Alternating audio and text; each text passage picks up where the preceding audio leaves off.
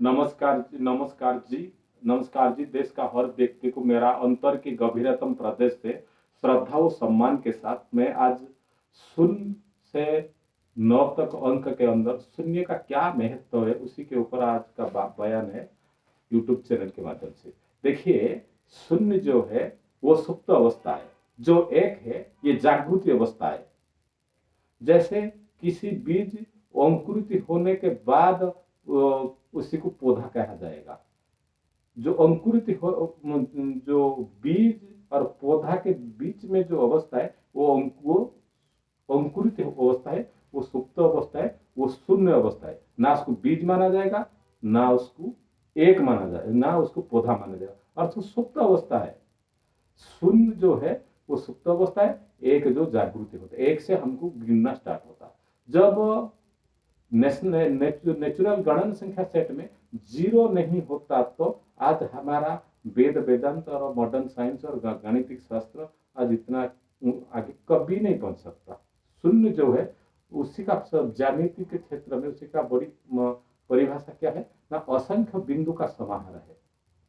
और सारी ज्यामितिक और रेखाखंड रश्मि जो भी है सारी का एक ही परिभाषा है, ये सारी एक असंख्य बिंदु का ही समाहार है।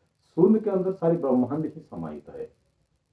अच्छा, कि सारी ब्रह्मांड शून्य से सृष्टि हुआ, सारी ब्रह्मांड सृष्टि से ही शून्य से ही प्रलय हो जाएगा। किसी व्यक्ति के पास कुछ नहीं है, वो शून्य है, धन नहीं है, ज्ञान नहीं है, ताकत नहीं है, कोई साहस देखने वाले नहीं है, तब भी वो व्यक्ति का जीवन आगे बढ़ेगा कि वहीं समाप्त हो ही जाएगा, उसी का प्रयत्न के ऊपर ही निर्भर करता है, उससे और कुछ ज्यादा नहीं चाहिए। देखिए,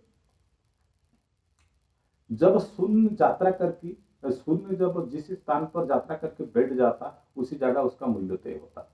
इसी आधार पर जो हमारा समाज में किसी के पास कुछ भी नहीं है, वो काम किसी जगह पर करता हमारा गांव में, उसी का कोई कीमत नहीं होता। जब वो प्रधानमंत्री घर पर वही काम करेगा, वहां का मूल्य उसी का मूल्य करोड़ों की आएगा।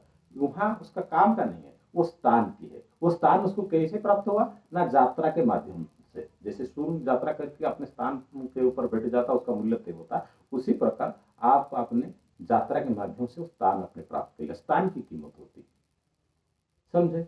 और उसी के बाद देखिए, जो हमारा समाज का जैसे 0 का बिना ये संख्या कभी कभी भी ये मैथमेटिक्स और मॉडर्न साइंस और वेदांत इतना आगे नहीं जा सकता। उसी हिसाब से जो हर हमेशा के लिए समाज में जो नहीं होने शून्य लोग, जो जिसके पास ना ज्यादा धन रहता, ना ज्यादा ज्ञान रहता, ना ज्यादा ताकत रहता, उनका संख्या हमेशा के लिए 85-90% होती। और वो संख्या, वही शून्य वाला संख्या ही असली समाज होती। उनका बिना समाज का फिर कोई रूप नहीं होता, बस समाज का कोई कीमत नहीं होता। चलो, इसी हिसाब से आप कभी आपके पास कुछ है नहीं ये कहकर आप अपना कोई हतोत्साहित मत करिए।